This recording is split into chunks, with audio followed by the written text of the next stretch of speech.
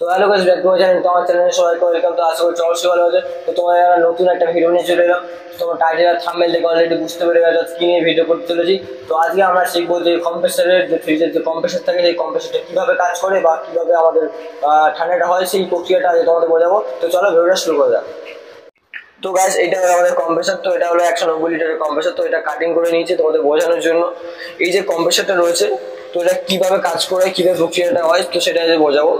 এই যে আমাদের রয়েছে, এটা হলো পিস্টন, এর ভিতরে পিস্টন থাকে আমাদের, আর এর ভিতরে রটার, মানে এটা কয়েলটা রয়েছে।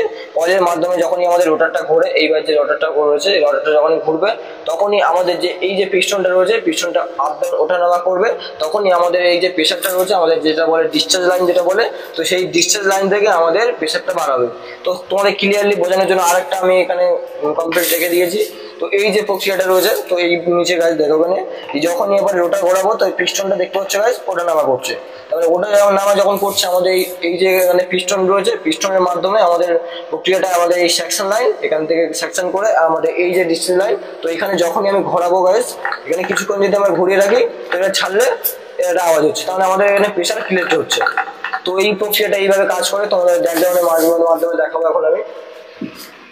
তো গাইস, আমাদের যে পিস্টনটা রয়েছে, পিস্টনের যে সেটআপটা রয়েছে, আমি অলরেডি এই ডায়াগ্রামে এঁকে নিয়েছি, আর এখানে অলরেডি আমি একটা পেপারে এ4 পেপারে প্রিন্ট করে নিয়েছি। তো এটা হলো ইঞ্জিনের, আমাদের হিরোর যে ইঞ্জিন বা প্রত্যেকটা ইঞ্জিনের আমাদের যখন যে কাজটা হয় সেই প্রিন্টার আমাদের এটা রয়েছে।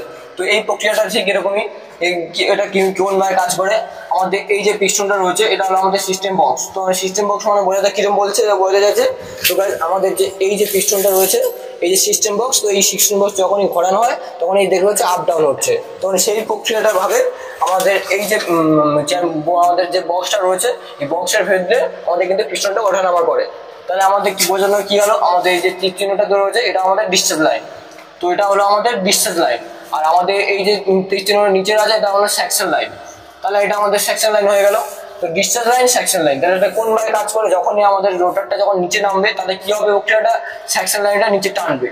ঠিক আছে, তখন কিন্তু আমাদের এটা বন্ধ থাকবে। যখনই উপরে উঠবে তখন কিন্তু এটা প্রেশার ক্রিয়েট দেয়। আমাদের যদি একটা চ্যানেল থাকে, চ্যানেলটা ডিসপুট হয়ে যাওয়ার পরে তারপরে চ্যানেলটা খুলে যায়, তখন এই ভাল্বটা, তখন আমাদের ডিসচার্জ লাইনটা হতে থাকে। তো যেই প্রক্রিয়াটা ঠিক এরকমই হয়, ওটা নামা করে তখনই আমাদের সেকশন লাইন নিচে নামে, আবার ডিসচার্জ লাইনটা উপরে ওঠে। তো সেই প্রক্রিয়াটা এরকমই ঘটে।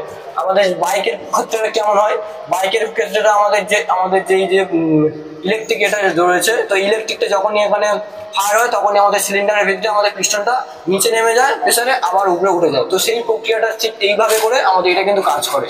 তো এইভাবে করে এই দুটো কিন্তু কাজ করে। আমাদের প্র্যাকটিক্যালি আরেকটা তোমাদের সিম্পল দেখাই।